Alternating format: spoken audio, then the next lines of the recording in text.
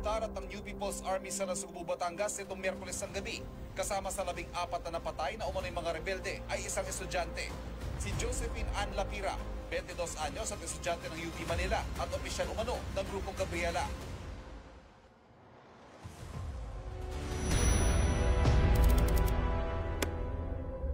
Kapag nabanggit ang grupong Kabataan Party List, Gabriela Youth, Anak Bayan, League of Filipino Students, College Editors Guild of the Philippines, red tagging agad, hindi ba?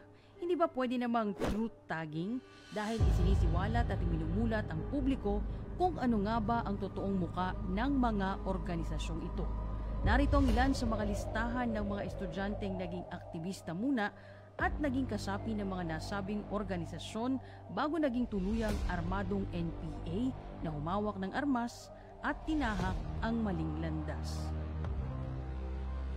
Rendel Ryan Cagula o Perper sa kanyang mga kaibigan ay kumuha ng Bachelor of Arts in Anthropology sa University of the Philippines, Mindanao. Siya ay naging regional spokesperson at coordinator ng League of Filipino Students at regional convener ng Kabataan Party List.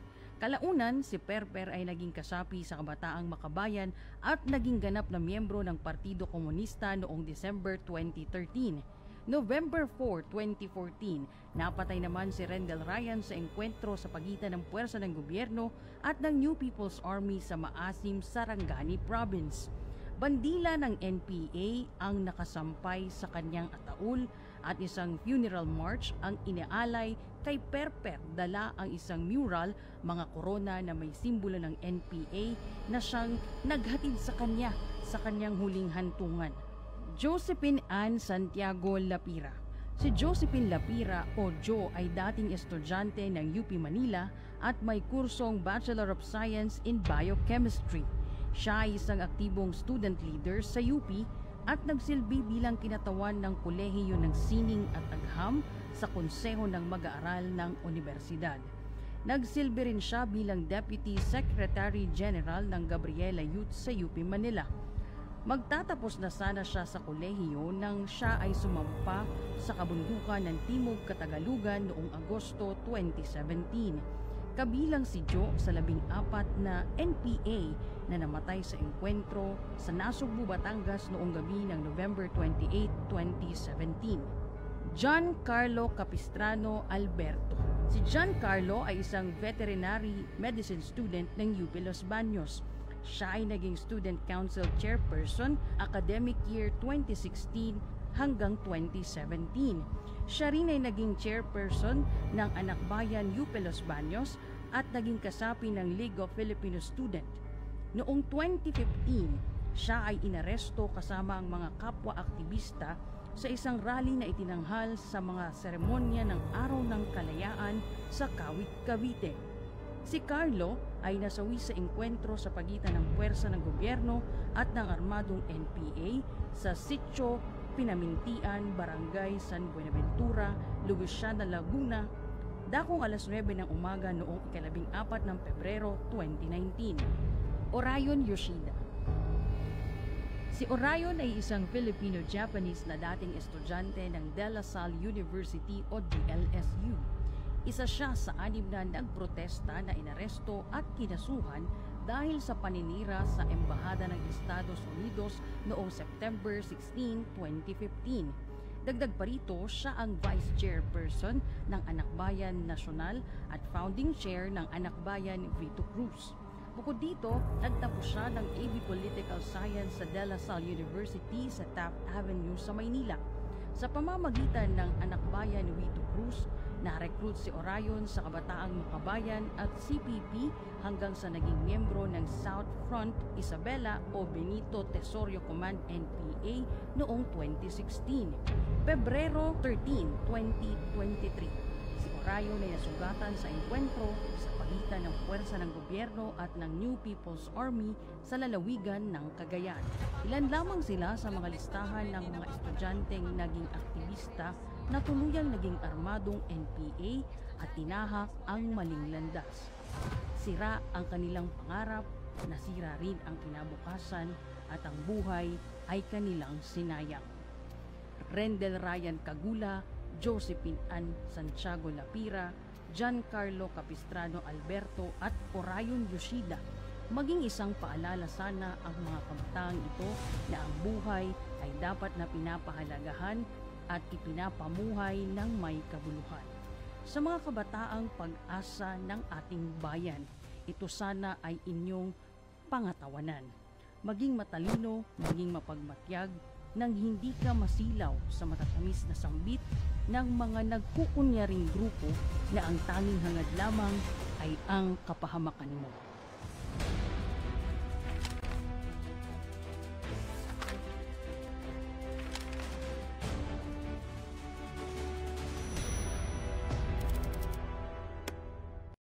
Hapon ng Merkules Pilipinas, tayo po ngayon ay nanonood ng Tag Reloaded, Debunking Lies by Telling the Truth.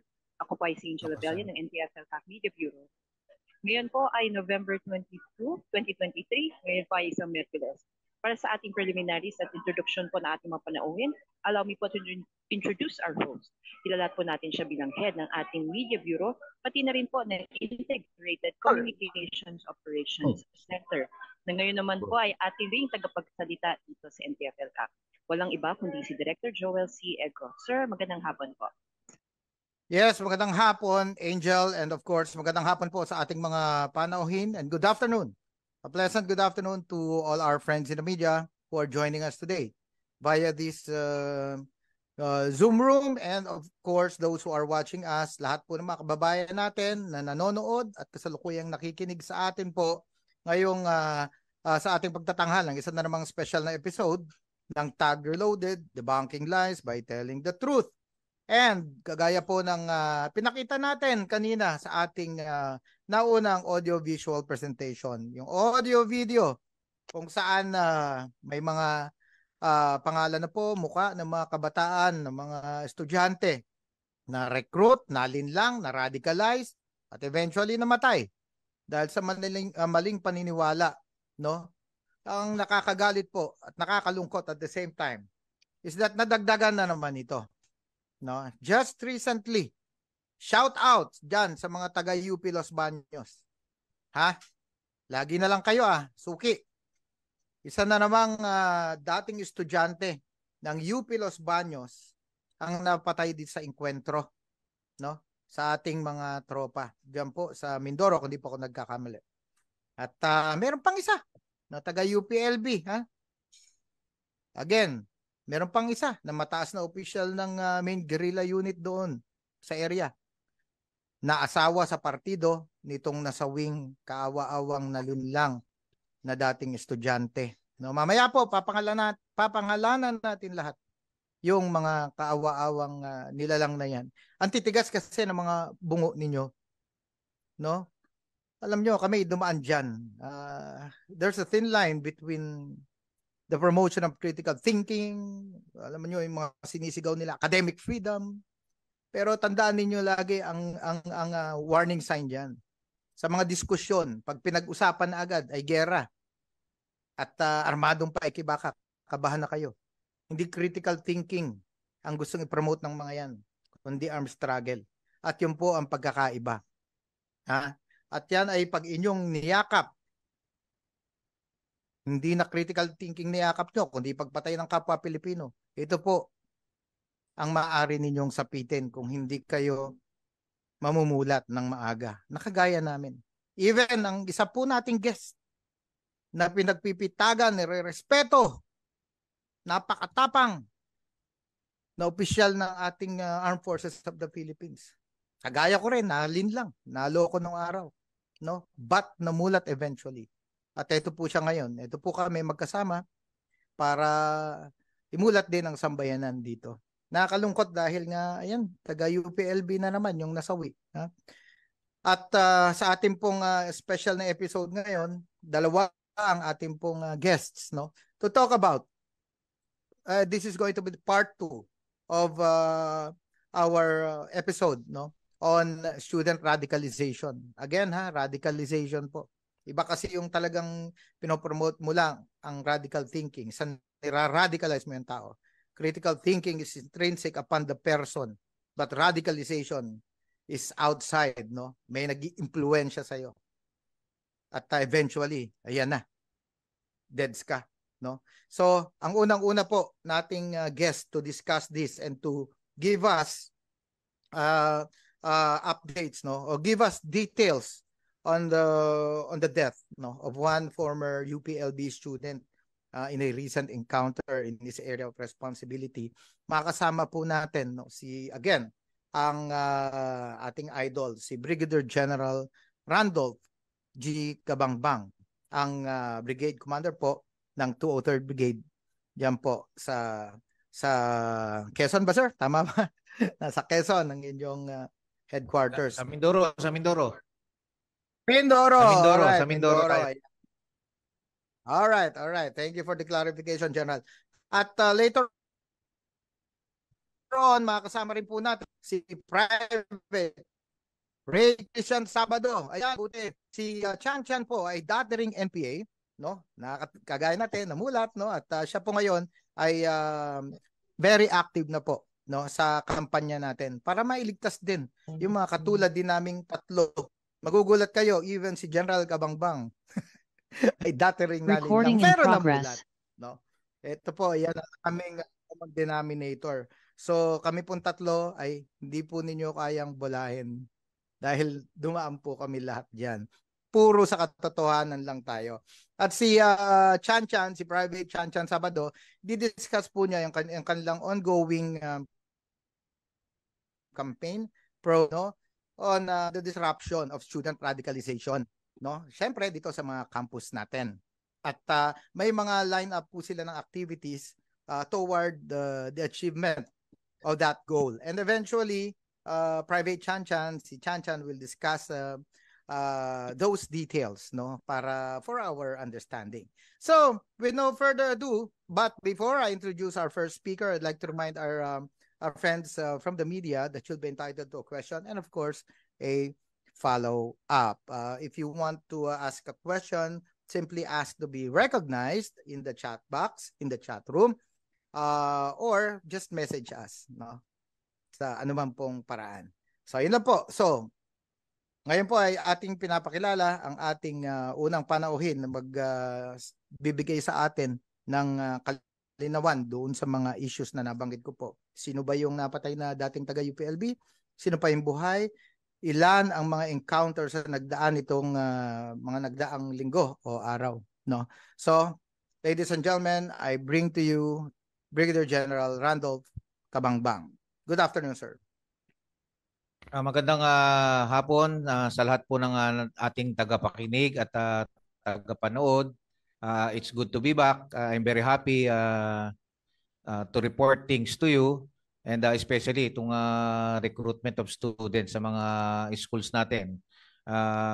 Long before, gusto ko nang pag-usapan natin itong topic na to because seemingly nobody wants to take responsibility.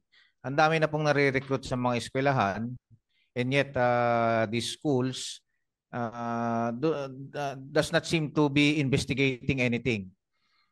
Sa kabilang banda, napakalaki rin po ng napakalaki rin dapat ng responsibilidad ng mga parents sa kanila pong mga anak na obviously nakikita naman nila kung saan patungo ang kanilang ginagawa. And yet, they do not seem to recognize yung kanila pong patutunguhan. Yun nga po, before anything else, I would like to clarify, ako po ay muntik nang na-recruit ng LFS. Yung pong nag-recruit sa akin nung ako po ay high school ay kasama ko po sa varsity ng weightlifting ng UP Los Baños. I have been through so many heart-to-heart talks yung sa akin pong recruiter, pero wala po akong siguro nung time na yon dahil ako po ay first year high school, wala po akong drive na makinig sa kanya. Eventually ito pong nagre-recruit sa akin ay namatay. Siya po ay binaril ng kapulisan dahil siya po ay miyembro pala ng Sparrow Unit. Siya po ay si Ferdinand Book. I'm sure kilala siya ng mga taga UP Los Baños. If you will search his name, siya po ay declared martyr ng kabila. Please search para malaman nyo kung totoo ba o hindi yung aking sinasabi.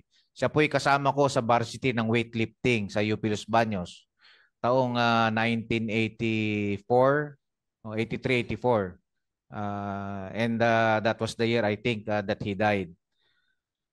Ito na naman po isang masamang isa na namang masamang balita, masama para sa akin because I am from Los Baños. Isa na naman pong taga UP Los Baños ang namatay last week. Last week po nagkaroon po tayo ng 3 encounters. And isa pong namatay ay si Jetro Isaac Ferrer. Isa pong estudyante ng UP Los Baños. Nung kinlaim po ng parents niya yung bangkay, ang naipakita po nila na picture ay yung picture ni Jetro nung siya po'y gumraduate ng high school. Very proud parents po dahil ito pong si Jetro ay isang honor student. The parents were very proud to be with him during the high school graduation dahil po siya ay may nakasabit na medalya. Sabi po ng parents, nung nag-UP Los Baños daw yung anak nila, 2 beses lang umuwi ng Pangasinan. And then hindi na po nila nalaman kung anong nangyari. Ang balita nila, nagtatrabaho na. Itong si, hindi yan, iba yan. Mamaya pa yan. Yan si Ivan ay isa ring estudyante ng UP Los Baños. Yan. Sila po, si Jetro, isa pong lalaki, at si Ivan, isa ring lalaki, ay mag-asawa sa partido. Sila po ay party husbands, husband and wife. Hindi ko lang alam kung sino. Ayan po, si Ivan po ay si Ka Paulo, isang member rin po ng Main Regional Guerrilla Unit. Paki-plus daw yung isang picture, yung graduation ng high school. Meron diyang picture ng graduation ng high school. Yan po yung picture ni Jetro nung siya po ay gumraduate ng high school. Ayan. Oh. Yan. Yan yung tatay niya. Yung nakatoga diyan, yan si Kabundo, si Jetro. Hindi namin we are actually confused kung sino ba sa kanilang dalawa ang LGBT. Pero ang sabi nung mga kasama nila, pareho daw LGBT yung dalawa. Parehong miyembro ng LGBT. Yan si Kabundo. At yung isa, next picture please. Si Ivan. Yan. Yan si Ivan. Yan po si Ivan, si Ka Paulo. Buhay pa po yan. Buhay pa po. Nandun pa rin po yan sa hanay ng mga New People's Army. Siya po'y hinahanap pa rin natin na hanggang ngayon. Ayan. Buhay pa po yan. Ang ganda ng kanyang resume. Kung yan po ay sasubmit natin sa mga malalaking korporasyon, napakagandang posisyon niya sa mga corporation. Isa po siyang student leader. Ang problema, ang kinalabasan niya, isa po siyang nagtatagong kriminal ngayon. Isang kriminal na armado. Sa bundok pa ng Mindoro kung saan wala kang halos makain. You should just go down at ipakita mo yung iyong kataniluhan Kung ikaw ay matalino, bumaba ka na lang, magtrabaho ka kaysa nandiyan ka sa bundok. And bakit natin pinapakita to? Because for so long, napakarami ng estudyante na namamatay na lang sa maling ipinaglalaban. And yet, no school have been put to task. No school has taken responsibility. But in the first place, dapat kayo po ay kasama na sisihin sa mga nangyayari sa ating mga estudyante. Because kayo po yung nagpapasok ng mga nagre-recruit sa kanila.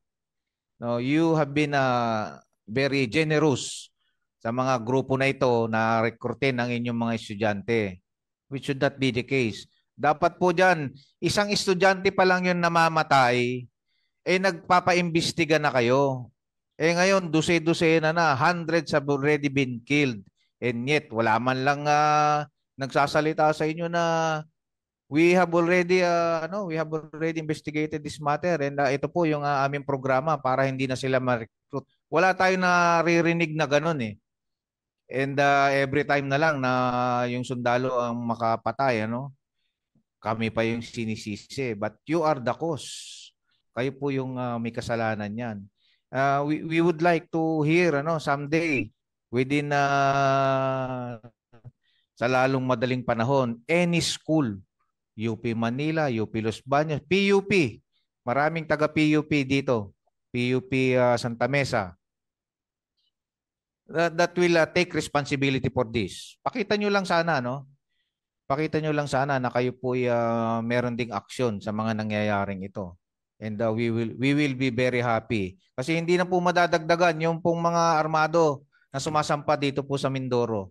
Napakalungkot po, Napakalungkot po na yung pong mga magulang i-claim yung mga bangkay ng kanilang mga anak na akala nila, pinapag-aral nila sa mga magagandang school, yung pala napupunta dito sa Mindoro, humahawak ng armas, nakikipagbarilan sa mga sundalo. Remember, hindi nyo training ang humawak ng baril. And yet, re-recruitin kayo ng kung sino dyan para gawin kayong sundalo. Ang sinasabi sa kanila, revolution is the only solution sa current problem natin. And yet, hindi naman kayo tinuruan Hindi naman kayo tinuruan ng mga taktika ng military. Puro kwento-kwento lang kung ano-anong sinasabi sa inyo. For you to engage the military, you should also be trained. Pero hindi kayo bibigyan ng ganyan training. Kayo po ay pinapupunta lang dito para ipapatay so that you can be used as a propaganda material. Maniwala kayo sa akin. Gusto nilang pumunta lahat dito ng estudyante para lang ipain sa mga military. And our hands are tied actually. Kasi po tayo, we would like to exercise our humanitarian side. Kaya lang, anong gagawin mo kung nakatapat na sa yung baril? You have to also shoot the other person basta tinutukan ka ng baril. Hindi na namin tinatanong kung may training ka ba o wala. Marunong ka bang bumaril o wala. Maganda ba yung baril mo? Okay pa ba yung mga bala mo? Kasi pagka itinutok sa amin yan, the only thing that we can do is barilin din natin. And we are blaming the schools, the institutions who should have been training them. And taking care of them kasi kayo po yung second parent. Kayo po yung second parents. Nakakalungkot po that from time to time we encounter former students na naligaw ng landas. So yun lang po, this past week, meron na naman tayong casualty from the other side na estudyante ng UPLB. And there is at least one more student of UPLB na nandun pa. Nananawagan tayo sa kanya. Paulo, Ivan Suniga, bumaba ka na lang. Bumaba ka na lang. Your cause is not worth dying for. Ayun lang po. Okay, thank you very much po. Brigadier General Randolph G. Cabangbang, the Brigade Commander of the 203rd Brigade of the Philippine Army. And at this point po, we'll call up our next speaker or resource person for today. But General Cabangbang, stay put lang po kayo dahil mayroon pa tayong mga katanungan later on.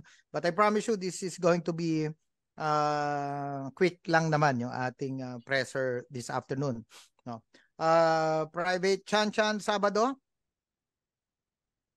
Yan, oo. Chan, siguro i-ano mo naman kami, i-update mo kami. Nabanggit ni General Cabangbang, Eto, may napatay na naman, ulitin natin ulit, shout out, UP Los Baños. Dati nyo na namang estudyante, dead ball. Yung mga nag-recruit dito, ngiti-ngiti kayo ngayon. Tapos may isa pang taga UPLB rin na nandun pa, buhay, Si Paulo, na sana sumuko ka na, Paulo. Niloko ka lang ng mga kasama mo dyan. Na-radicalize ka, kaawa-awa ka, pati pamilya mo. Ngayon, ito po, in relation to that, may programang inilunsad, no? May kampanya inilunsad. Ito pong sila ang grupo nila Private Ray Christian Sabado para ma-disrupt, no? Or para masagkaan na itong problema na ito. Ako man, ayoko ng anak ko ay ma-recruit ng mga ungas na yan, ano? Chan, bago ko ipasa sa'yo, alam mo kung saan nagsimula ang kaungasan na ito? Sobrang bilib nila kay Joma Sison na chinapsuy ang Malakamase. Marxismo, Leninismo, kalamang Mao Zedong. Chinapsuy niya. Alam niyo ba't niyo chinapsuy yung kanya ideolohiya? Nagmamadali. Nag-imbento, chinapsuy, nag-experiment. Siya nga patay na hanggang ngayon wala pa. Therefore, that ideology is fundamentally flawed. Kailan nyo pa marirealize yan, mga kasama? Patay na nga si Joma. Nakinabibili ba ninyo? Akala ninyo, henyo? Yung mga nakausap natin, ang mga kasama natin dati, ako dito, dati akala ko henyo yan eh. Nag-design ng chapsuy, akala natin tama. Now it turned out, nagsusumigaw ang katotohanan sa harap po natin lahat, mga kababayan. Palpak! Hindi epektibo yung imbensyon ni Jose Maria Sison. Ha? Yan ang malinaw. Alright. Chan Sabado, your turn. Of course, isang mapagpalayang araw po sa ating lahat. I am Private Ray Christian Sabado from 8th Civil Military Operations Panan Battalion, Civil Military Operations Regiment, Philippine Army. Pero before ako maging parte ng Philippine Army, before ako magsuot ng uniforme at pagsilbihan yung bayan nating minamahal, naging kasapi din ako ng New People's Army, particularly dito sa Eastern Visayas, sa Northern Samar, kung saan talagang namamayagpag yung mga NPA sa mga paniniwala ng mga kababayan natin sa mga far-flung areas, sa mga geographically isolated na mga barangays na talagang hindi na naaabot ng komunikasyon, na hindi na naaabot ng tulong ng ating mga government officials. Pero sa isang bahagi nito, nung nagkaroon ng pagkakataon na nung nahuli ako nung 20 nung nahuli po ako ng 20 IB, ng 20 Infantry Battalion sa Northern Samar, nagkaroon po ako ng chance, binigyan po nila ako ng pagkakataon na makapagbagong buhay at maabot kung ano yung kinatutungtungan ko po ngayon. Sa programa, yung ating mga former rebels, yung ating mga friends rescued ay hindi nagsasawa na ang mga kasama nating nag-surrender at nakita yung tamang landas ay hindi nagsasawa na magkaroon ng magbigay ng tulong at ipaabot yung totoong nangyayari sa ating mga kababayan. Sila yung nagsisilbing pool of instructors para sabihin at isiwalat yung ginagawa ng New People's Army sa ating mga kabundukan. So ngayon po, sa amin, sa parte namin, para matigil na yung recruitment na isinasagawa, magkaroon ng pagkakataon na maabot ng mga kabataan yung pangarap nila sa buhay, mga kabataan na magkaroon ng pagkakataon na yung mga kabataang sana ay na maaaring ma-recruit ay magkaroon nung peace o kapayapaan sa kanilang buhay. Ay nagkakaroon kami na iba't ibang programs dito sa area ng 8th Infantry Division dito sa Eastern Visayas, covering the area of Samar, Island of Samar and Leyte, na isiwalat through campus symposium, and as well meron kami tinatawag na webinar every Wednesday sa Facebook page ng 802nd Infantry Brigade, na kung saan nagkakaroon ng discussion, nagkakaroon ng liberal discussion para ipahayag ano ba yung current na issues na meron tayo ngayon sa ating lipunan. And nung nakaraang Wednesday ay tungkol naman po sa stages of recruitment yung webinar natin na discussion, na kung saan ay nagtackle dito yung organization natin na Stilo Poetry, kung paano nga ba yung ginagawang stages of recruitment ng Communist Party of the Philippines and New People's Army to the youth and student sectors, no. And kanina, no, makikita natin, no, yung active participation ng iba't ibang agency natin, though ito ay local na programa, no, local program dito sa 8th Infantry Division, sa 802nd Brigade, ay talagang makikita natin yung support from the national agencies, no. Makikita natin even nag-talk yung ating yung chairperson ng National Youth Commission sa ating programa. Talagang pinapakita niya paano ba ano yung programa ng National Youth Commission, paano makakatulong yung National Youth Commission sa recruitment na isinasagawa, no, ng CTG o ng Communist Terrorist Group. And andyan din, no, nagpaunlak din sa atin yung national spokesperson ng KKDAT or Kabataan kontra Droga at Terorismo, na nagbigay linaw naman, no, na ano yung role ng KKDAT at ng mga kabataan in nations building. So makikita natin na itong mga programang ito ay naglalayon na magkaroon ng linaw sa ating mga kabataan, ano yung mga dapat at hindi dapat gawin ng mga kapwa nating kabataan. And of course, no, hindi natin maaaring malimutan na mayroong yung mga nire-recruit nilang mga kabataan ay nagsisimula ito sa mga legal front organizations. For example, itong sila Ivan, yung mga sila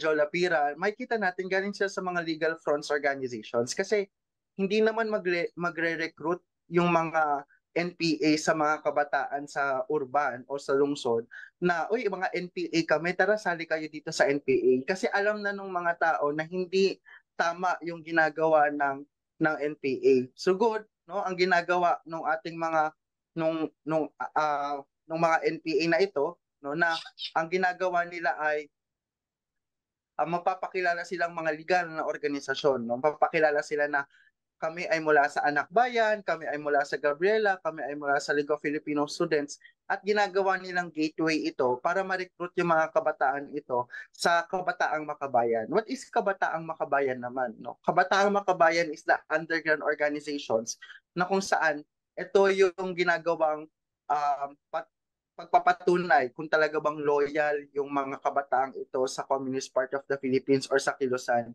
Ang gagawin nila ay susubukan muna nila na maging kasapi sa isang underground organization na direktang lumalahok sa Armadong Paikibaka at sumusuporta sa Armadong Paikibaka. And no, itong ginagawa naming series of activities sa webinar, no, though continuous itong mga nakaraang webinar natin at ngayon, no, at sa mga susunod ay in relations sa ginagawa po natin na pag-alala, no, sa kay Andres Bonifacio, na talagang siya yung isa sa mga naging bayani ng ating bansa. Pero of course, ginagawa din natin ito para ikundina yung darating na anibersaryo, no, anibersaryo ng Kabataang Makabayan at ng Anak Bayan as well sa November 30. No, makikita natin na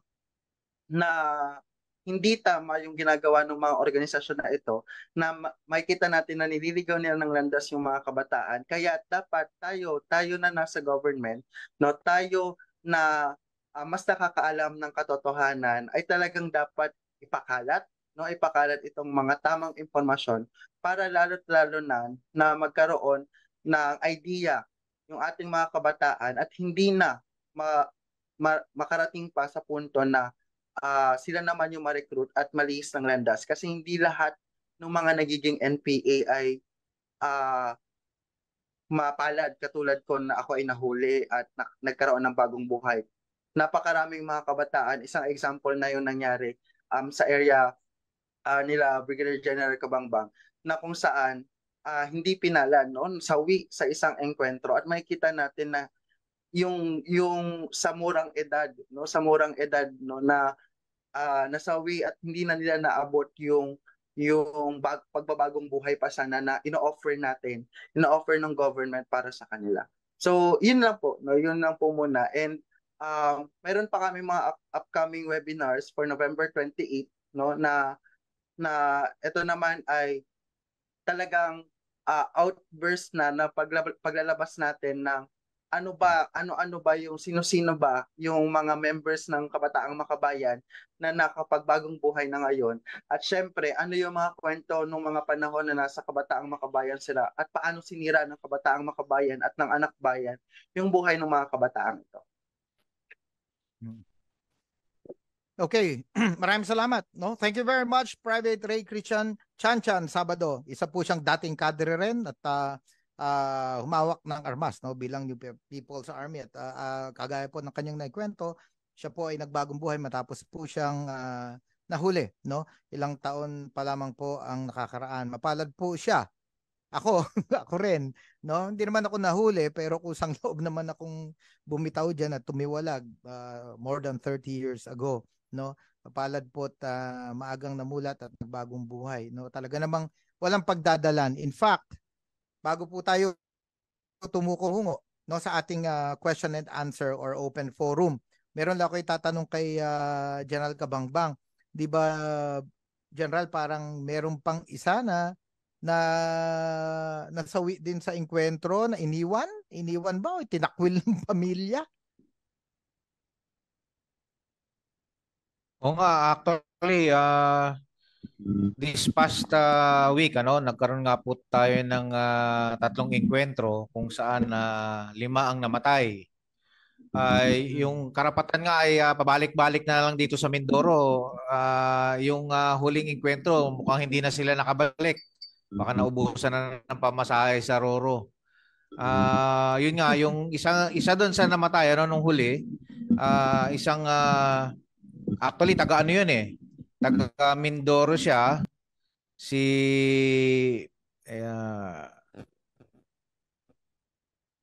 Siya po'y taga Mindoro at hindi nanawagan po tayo sa kanyang mga sa kanyang mga kamag-anak. Subalit bangkay, si Jesse Almogera. Nakontak po namin yung kanyang kapatid at nanay. Tinignan lang niya yung bangkay at ang sabi sa amin, bahala na kayo sa kanya. Ipalibing nyo na lang kung gusto nyo. Wala na kaming pakialam sa kanya. Dahil matagal na panahon, siya po'y hinihikayat na bumaba. Napakayabang daw nito. Napakayabang daw. Kaya nainis na lang sila, pinabayaan nila. And ngayon, gusto lang nilang makita kung siya talaga'y patay na. Nung nakita na, ay pinaubaya na sa amin. Pinaubaya na sa amin yung bangkay. There are also parents na talaga namang gumagawa ng paraan at manawagan na bumaba na yung kanilang mga kamag-anak. Pero meron din ng mga kinukonsinti pa. And you should also be blamed. Kailangan din kayong sisihin. Kaya yung magulang po ni yung pong magulang ni Bundo, ni Jetro, ay wala na lang magawa kundi umiyak dahil aminado sila na kailangan ding sisihin yung kanilang mga sarili because they have been given a chance. Binigyan sila ng pagkakataon na pigilan ang kanilang mga anak at manawagan na sila'y bumaba na, but kinonsinti nila. Ito po ay totoong kwento ng buhay. Wag kayong maniwala na yung inyong mga anak ay maganda ang ginagawa at isang hero. Isang hero ng mahihirap. Hindi po totoo 'yan. Sila po ipinapapatay lang ng kanilang mga organisasyon. Kaya habang maaga pa po, I'm very particular dito sa parents ni Ivan Zuniga. May pagkakataon pa po, may pagkakataon pa po na sana manawagan kayo dahil sa ngayon, kung siya po ay talagang loving husband ni Bondo at namatay na si Bondo, I guess ngayon masyadong mababa ang kanyang moral. Ito po yung tamang panahon para tayo manawagan sa kanya na siya'y bumaba na. I will assure you, if you will be sending surrender feelers, aalagaan po namin kayo. Ipagtatanggol kita sa organisasyon mo. Hindi ko pababayaan na ikaw ay ipapatay, ano? Kasi sa kanila yata pagka ikaw ay nagpahiwatig na ikaw ay gusto nang bumaba, ikaw ay ilalagay sa alanganin. But I will assure you, if your parents, yung mga magulang po ni Ivan Zuniga, makipag-ugnayan po kayo sa amin. Meron kaming paraan upang magpaabot ng mga mensahe sa mga armadong grupo. And we will help you. Magpadala tayo ng letter sa kanya, magpadala tayo ng mensahe sa kanya. Ngunit kung kayo po yung mga magulang na nangungonsinti sa inyong mga anak, siguro abangan nyo na lang na isang araw iimpormahan kayo ng karapatan na ang inyong mga anak ay patay na. Ayan po yung trabaho ng karapatan. Impormahan kayo na wala na yung inyong anak at willing silang sumama sa inyo para tubusin yung mga bangkay. And we do not want that. Mas gugustuhin ko pa na ang kaharap ko ay isang ang nanay at tatay na masayang-masaya dahil naibalik ko sa kanila yung kanilang mga anak kaysa yung mga tatay at nanay na umihikbi na lang, umihikbi na lang dahil bangkay na yung kanilang anak at walang ibang sinisisi kung hindi ang kanilang mga sarili din. Yun po yung panawagan natin sa mga magulang. Yes, okay. Thank you, General Kabangbang. Sir, may question po tayo from Jing Villamente of Tribune for you and Ray Christian Sabado. But before that, samantalahin ko muna uli yung pagkakataon, General Randy. Meron pa kayong isang magandang accomplishment recently eh. I think this involves the ranking ranking officer ba ng MRGU na wounded, and then ngayon kayo pa nagpapalit ng diaper sa ospital? Yung mga sundalo Actually, pa natin. this happened in I think October, ito pong October. October 17 nagkaroon po tayo ng encounter. And after 10 days, nakuha po natin si Ka Adrian. Si Ka Adrian. Actually, lumabas pa na naman ito doon sa kanilang mga abduct and donate, scheme. Siya po ay nahuli namin, nahuli natin in a very very sad state dahil siya po ay parang naglalakad na napatay. Tinamaan po siya sa kanyang lower jaw. Tanggal po yung kanyang lower jaw. And hindi po siya makapagsalita at hindi makakain. And pagkakuha sa kanya ng sundalo, ang sinulat niya ay isinulat niya yung address ng kanyang anak at yung nag-aalaga sa kanyang anak. At nilagay niya, kayo na po ang bahala sa aking anak. He was assuming na papatayin siya. Pero hindi po. Ang sabi po ng sundalo, huwag kang mag-alala, tutulungan ka namin. Dadalhin ka namin sa ospital. Yan po, nandun siya ngayon sa Biluna Hospital, 24/7 ang pagbantay sa kanya ng mga doktor, 24/7 ang pagbantay sa kanya ng mga sundalo na sila pa ang nagpapalit ng diaper. Sila pa ang nagsusubo ng pagkain. And to think na ito pong si Adrian, napaka notorious ito na commander ng NPA. Siya po ay nagpapatay ng Kapgo, siya ay nagpalibing ng Kapgo, at ito po talaga, wala po itong respeto sa human rights. And yet ito ngayon ang isinusukli natin sa kanya. Siya po ay patuloy na hinahanap ng karapatan. Ngunit pinakita naman namin siya, Pinakita naman namin siya doon sa lawyer ng karapatan, sa kanyang ina, pinabisita po namin para lang ipakita sa kanya kung paano natin itrato. Patong-patong ang kanyang kaso sa Palawan. Marami siyang warrant of arrest, meron siyang bounty na 2 million sa Palawan.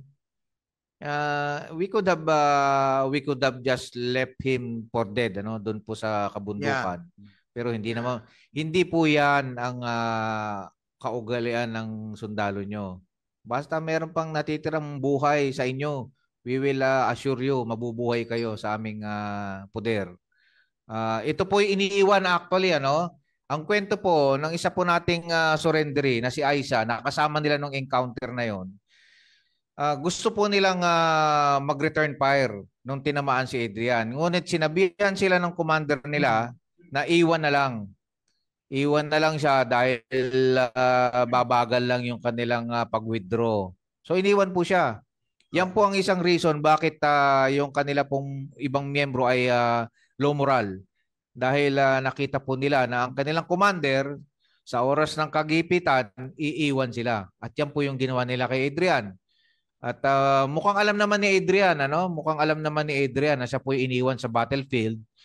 Kung kaya't marami na po siyang sinusulat.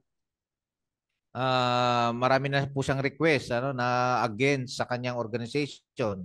Ayaw niya makipag-usap sa kung kanino man, ang gusto lang niyang kausapin, sundalo at yung kanyang abogado. Gusto niya, nagre-request siya sa sundalo na puntahan yung kanyang anak dahil gusto niya makita. Ang problema lang, yung nag-aalaga yata ay tumatanggap ng suporta sa pamilya galing sa New People's Army, kaya itinatago yung kanyang anak. But we will do everything para ma-recover yung kanyang anak at maipakita sa kanya. Napaka-selan po ng kalagayan ni Adrian dahil nga from time to time siya po nagkakaroon ng infection, no, sa kanyang sugat. But the doctors of Biluna, the military doctors and nurses have assured me na siya po inaalagaan. That is how we treat, no, ang ating pong mga kalaban, ano. We respect, ano, yung rules of engagement. We respect international humanitarian law. At yan po ang sundalo nyo ngayon. Ayan. Nako, marami po salamat. Tingnan po ninyo mga kababayan, ha. Buti nabanggit po natin na pag-usapan yan tungkol kay Adrian na I think he was the vice commander, no, of the guerrilla unit. At ito po involved nga sa pagpatay sa isang pagpataw ng parusang kamatayan sa isang KAFGU. At nung siya naman ang nasugatan, siya po ay ginamot at dinala pa po sa Biluna. Alam nyo, shout out din general sa ating mga doktor dyan sa Biluna Hospital. Bilib na bilib ako sa kanila. Dahil ginamot din ako dyan nung araw nung na-aksidente ako. At kung makikita po ninyo, ang mural doon sa main lobby ng Biluna, ako po ang nag-donate noon, yung 8x10 na painting in honor of our military doctors. Bilang project po yan ng Defense Press Corps nung ako'y Pangulo. Kasi na-aksidente ako when I was President of the Defense Press Corps. Yung mural doon na nandoon, unnamed, walang untitled, no? Untitled. But it came from us. So, the fact na nandun si Adrian, he will be safe. No? So, yun po. Thank you very much. Ngayon, wala pa yung tanungan. Ito tayo sa first question from Jing Villamente.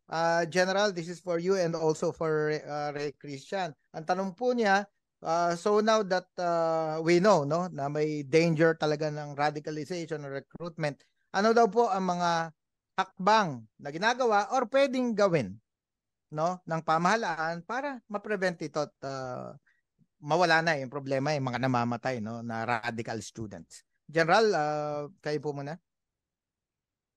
Sa parte ko, actually, sa parte namin, ano, we can just sound the alarm. Sound the alarm and provide data. We have voluminous data to provide. Kung sino man ang gustong mag-imbestiga niyan. We will request higher headquarters, ano, na ito na naman, meron na namang estudyante na namatay. We cannot be always blamed sa ganyan. Somebody should take responsibility. And for us, we can just sound the alarm that ito po mga estudyante were recruited sa mga schools. I guess yun lang po, no? We have to educate. We have to educate everybody on the perils of being very democratic sa mga schools. Hindi naman pwede na lahat ng organization ipapasukin mo. Remember, you have to provide a safe environment for your students. And that is why yung mga organizations na pumapasok sa mga schools, kailangan imbestigahan nyo. You have to do a background investigation sa mga organization na yan. No, because it's the safety of the students that Okay. you're talking about. Sige. Go ahead, sir. Yeah, yun po, no, we are sounding the alarm. We are requesting that somebody take responsibility for this, and we are tasking schools, on my part, as a brigade commander in Mindoro, I am requesting schools, schools to conduct at least a background investigation on the organizations that you are allowing inside your universities to recruit your students. Yun lang po. All right. Thank you very much po, General Randolph Kabangbang. And Chan, ikaw ay dating estudyante. Narinig mo naman yung tanong, no, for you also kung paano nga daw ma-prevent sa iyong palagay, no? Ano nga ba ang dapat gawin para matuldukan na ito? No? Parang napakaluwag nga naman. Ano ang pananaw mo, no? Kasi nagtatago sila, yung activities nila ay cloaked behind arguments on campus, critical thinking, tapos yung freedom, no? Campus campus freedom or whatever na term nila diyan. At kung ano-ano pa, including the right to to form an organization. Pero yung radicalization, no? Magkaiba 'yun eh. We can think critically of each other. Pero yung maisip mo na magpapatayan tayo, alam mo ba nag-uusap? That's different. No, how do we avoid that? So organizations na nakafocus doon sa mga kabataan para ma-recruit sila sa isang organization na magbibigay talaga sa kanila ng development, hindi sa isang organization na magbibigay sa kanila ng kamatayan sa mga susunod na panahon. So yun lang po, no? So mas masabi ko na talagang through our efforts, tulong-tulong na efforts ay hindi mare-recruit yung mga kabataan na ito, no? Pati yung pagbibigay ng information and pagkakaroon, no, ng dialogues doon sa ating mga teachers, professors ay makakatulong para hindi ma-recruit yung ating mga kabataan. All right, tama, I agree, no? Whole of government and whole of nation talaga 'yan. In fact, whole of society. Kung gaano ka-agresibo ang kanilang mga recruiter, kasi may mga interest yan eh, di ba? Yung mga recruiters nila hindi papapigil 'yan hangga't nila nare-recruit.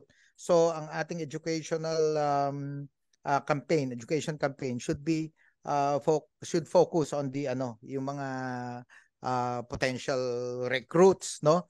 At para po sa kalaman na lahat, no, this is a warning, this is a ito ang pinaka red flag diyan. Once na diniscuss ang armadong paikibaka, umalis na po kayo, tumakbo na kayo. Isa lang ang tiyak na kapupuntahan niyan, no? Isa lang, kinokondisyon na kayo, kinakanal at kinakahon para yakapin yang invention na yan ni Joe Masison, kanyang nagmamadali, no, sa kanyang chapsuy na ideolohiya na kahit siya'y patay na, wala pa rin nangyari dahil nga palpak. Ngayon, Angel, do we still have questions from our friends in the media? If none kasi, due to time, also, situation. Wala na sir. Pang wala na po. Okay. Oo, so malinaw naman ngayon po, no, mga kababayan, na ipahayag natin yung mga dapat nating sabihin at sa pamamagitan po ng ating mga guests ay nakita po natin malinaw pa sa sikat ng araw, no, na ang problema ng student radicalization sa mga paaralan ay nananatili. So kailangan po itong agarang masolusyonan. Hindi lang po, katulad ng sabi ni Private Chanchan, Sabado, hindi lang pwedeng puro gobyerno lang po ang gumagalaw dito. Dahil eventually, ang biktima dito, kayo mismong mga magulang at kayo mismong mga nasa schools, ang kanilang pamilya, no, mga kapatid at mga kaibigan.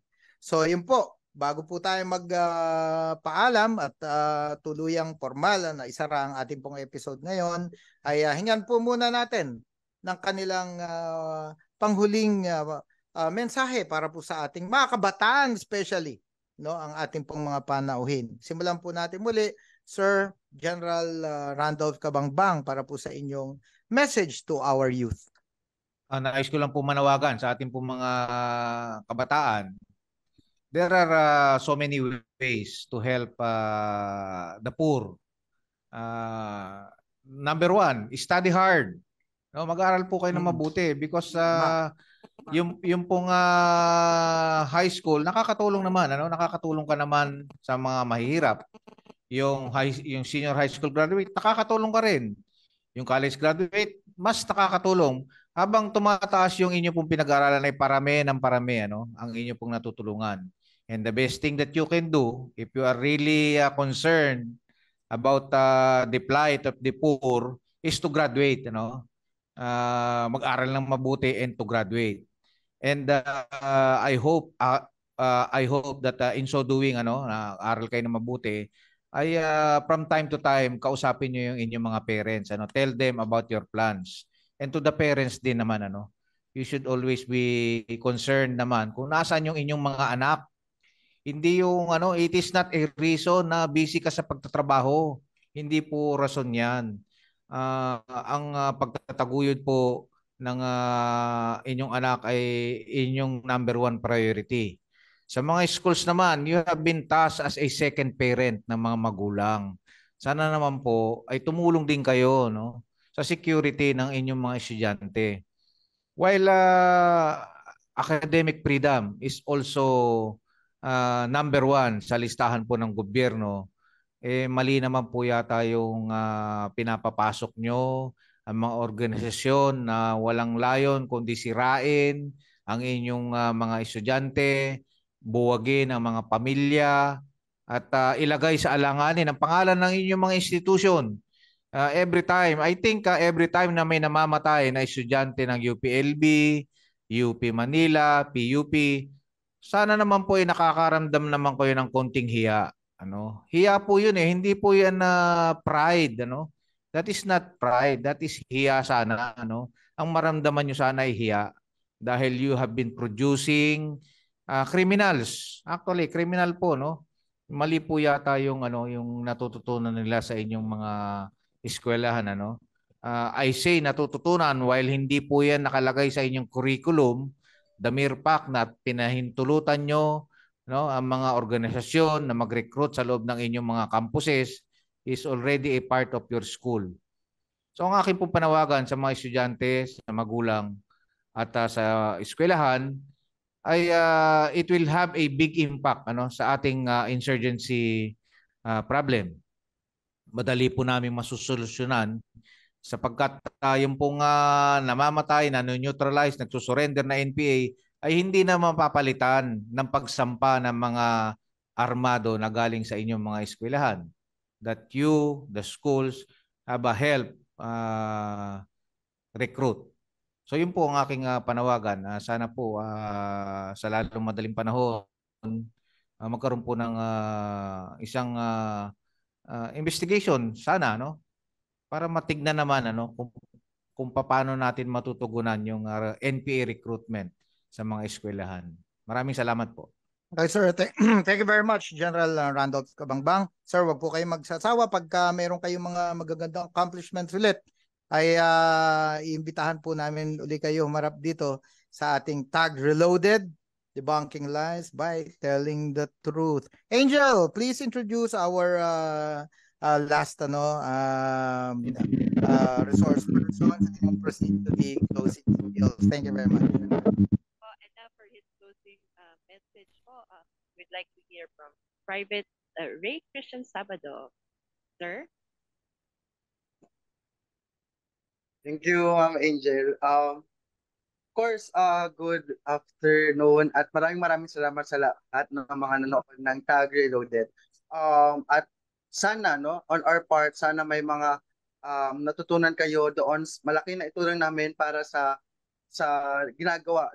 We were hoping na itong mga ginagawa naming effort ay nagmamanifest, at makita namin yung mga result na because of our effort ay mayroong mga bago nagsusurrender, because of our effort ay nagkakaroon ng realization yung mga parents na na kailangan nilang makipagtulungan sa government para mabawi yung kanilang mga anak. And of course, yung isang bagay na lagi-lagi ko nga sinasabi sa lahat ng mga forums na mga binibigay na attendan namin ay maging vigilant tayo doon sa mga pinapasok nating organizations kasi we don't know kung ano yung pwedeng ibigay sa atin ng mga organizations na yan. So, we should do our research, we should do our assignment na alamin ano nga ba yung mga background nitong mga organizations sa ito para maiwasan na rin na masayang yung buhay na sa loob ng ilang taon ay pinaghirapan ng mga magulang nating itaguyod. Masayang yung mga pagkakataon na sana ay meron tayong magandang bukas, meron tayong magandang kinabukasan na pwedeng harapin, pero ang nangyayari ay ginagawa tayong pawns, no, o ginagawa tayong pangsanggalang sa gera nitong mga NPA na ito. Kaya sa lahat ng mga kabataan na nakikinig, maaari nating pangatawanan yung sinabi ni Jose ng kabataan nang hindi natin kailangan humawak ng armas at labanan ng government. Kaya nating pangatawanan yung kabataan ng pag-asa ng bayan sa paraan na tumutulong tayo doon nation building, tumutulong tayo para magkaroon ng better society yung ating bansa. So isang mapagpalayang araw po muli sa atin lahat. Maraming salamat po, Private Ray Christian Chantan Sabado sa inyong mensahe. At dyan po nagtatapos ang ating programa ngayong hapon na ito. Maraming salamat sa inyong lahat sa pagpanood ng ating online press conference na Tag Reloaded. Maraming salamat po sa ating mapanauhin na si Brigadier General Randall Subangbang ng 203rd IB at Private Ray Christian Sabado ng 802nd. Uling paalala po, bago tayo magtapos, hango po ito sa mga payo at mensahe ng ating mapanauhin. Uulitin lang po natin. Mahalaga ang pagkakaisa, ang pakikiisa sa mga organisasyon na nagtataguyod ng kanilang advokasya. Subalit mahalaga rin na mag-ingat tayo sa pagpili ng samahan. Hindi tama na maging bahay ito ng galit, pag-aaway at karahasan, hindi lamang laban sa gobyerno, kundi sa kapwa nating Pilipino at lalong-lalo na sa pamilyang Pilipino, pati na rin sa paniniwala natin sa ating may kapal. Ang tamang pagsusuri at kritikal na pag-iisip ang magiging susi sa isang mas makatarungan at maayos na kinabukasan para sa ating bansa. At hinihikayat din namin ang mga kabataan na bilang maging malaking bahagi sa pagbabago ng ating bansa ay mag-aral ng mabuti at magtapos ng pag-aaral. Kung ang layon mo ay maging volunteer naman, magsilbi sa isang organisasyon, makilahok sa mga organisasyon na nagtataguyod ng positibong volunteerism. Isang malaking hakbang ito para sa pagbuo ng mga lider ng hinaharap na may malasakit sa kapwa at sa ating bansa. At dyan po ulit nagtatapos ang Tag Reloaded. Magkita-kita po tayo muli sa susunod na linggo upang we can all debunk lies by telling the truth. Ako po muli ay si Angel Abella ng NTFL TAC Media Bureau. In behalf rin po sa aking co-host na si Sir Director Joel C. Egpo, makiisa po tayo lahat tungo sa isang mapayapa at maunlad na bagong Pilipinas. Magandang hapon po sa ating lahat. Magandang hapon po, Pilipinas. Salamat po. Thank you, Angel. Thank you, General Ran.